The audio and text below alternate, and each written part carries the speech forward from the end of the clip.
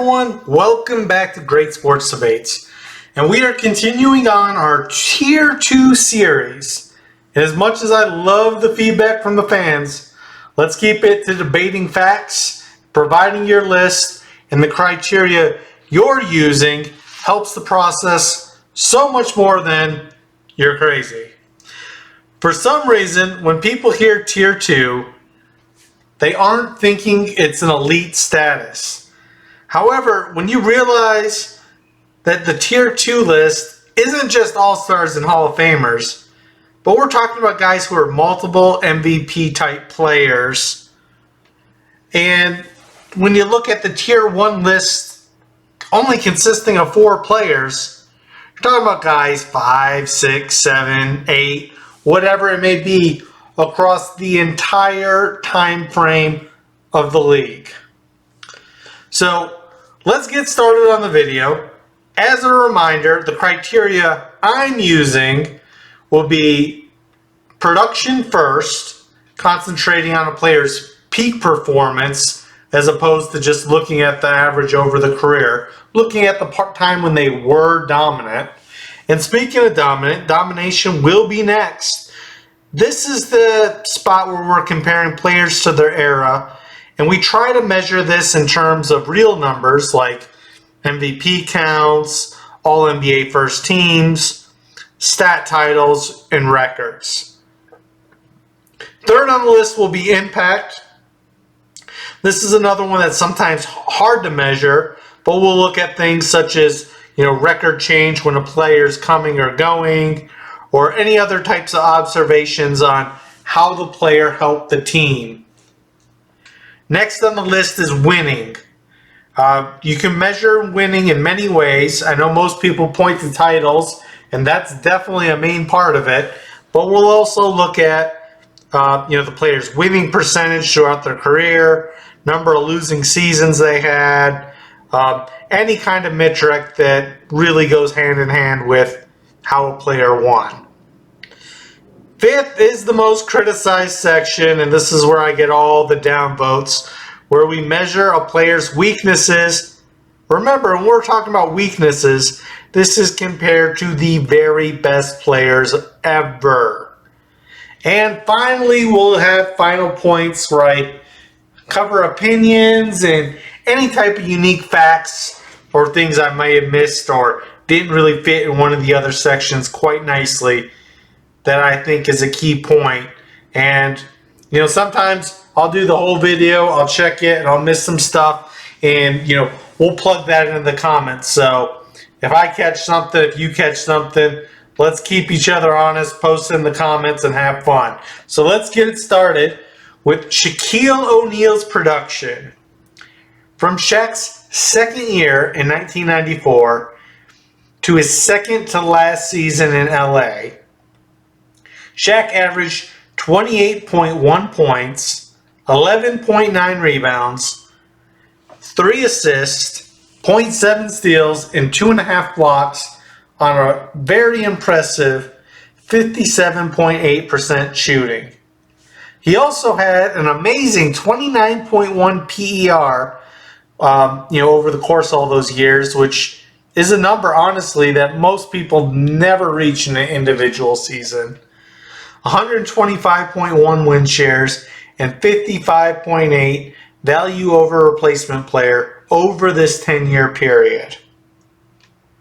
Now, despite these amazing averages, none of his peak averages are lifted by any historical crazy career year, considering his career best in each category is 29.7 points, 13.9 rebounds, 3.8 assists, and 3.5 blocks, which he did in his rookie year. Now, a lot of those numbers were during his top year in 2000, when he averaged 29.7 points, 13.6 rebounds, 3.8 assists, and 3 blocks on a league-leading 57.4%, and playing in 66 of LA's 67 wins.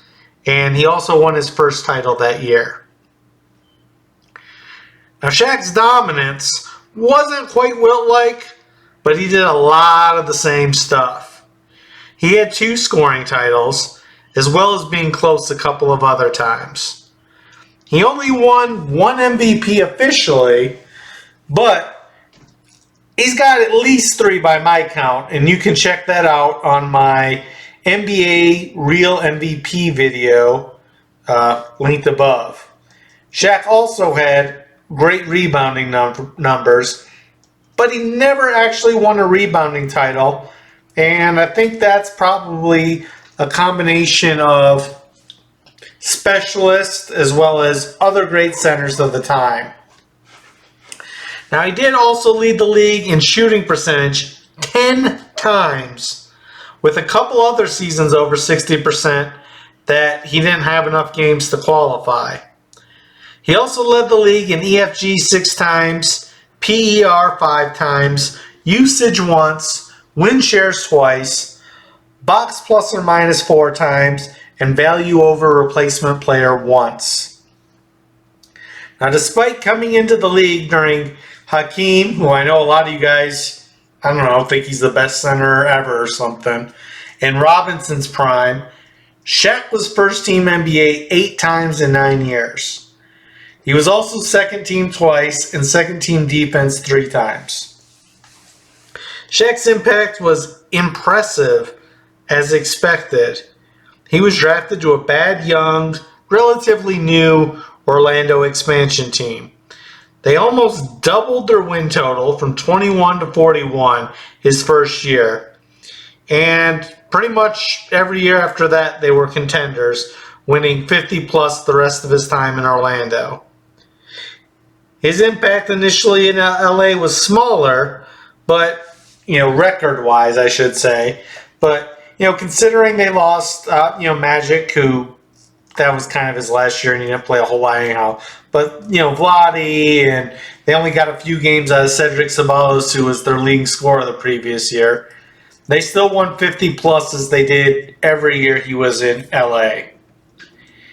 And really the whole time he was in LA, the team was contenders, winning 3 titles, plus another year that they should have won the title.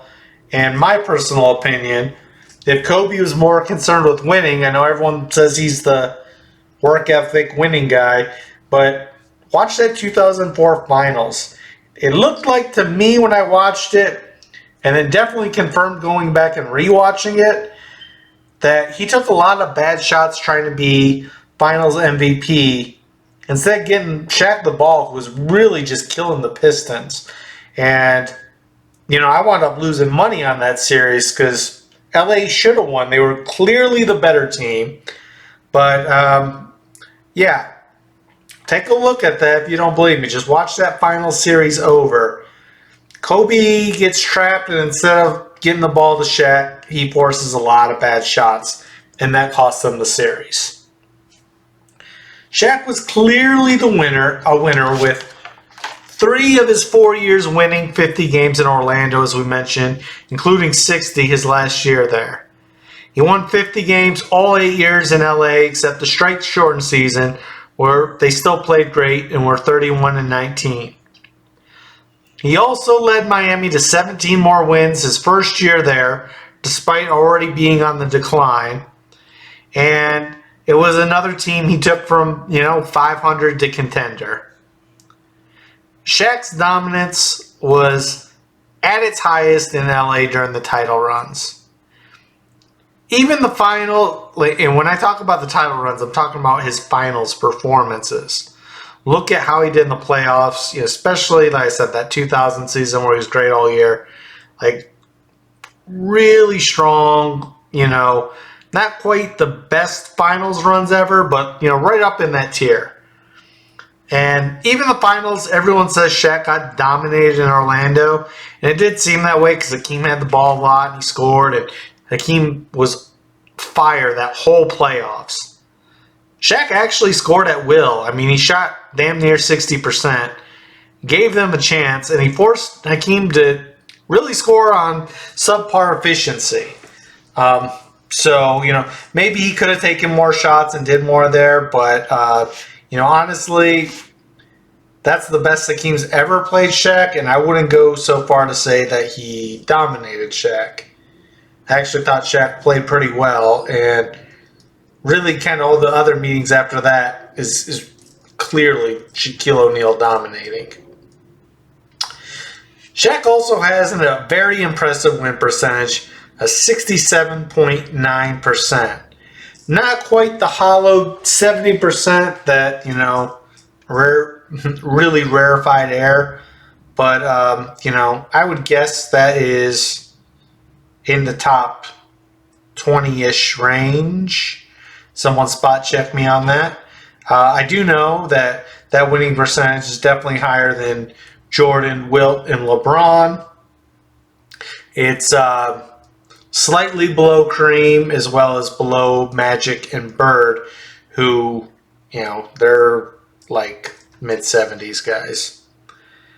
Shaq did not have a losing record until his 16th season, which was his last in Miami and the year he was traded to Phoenix.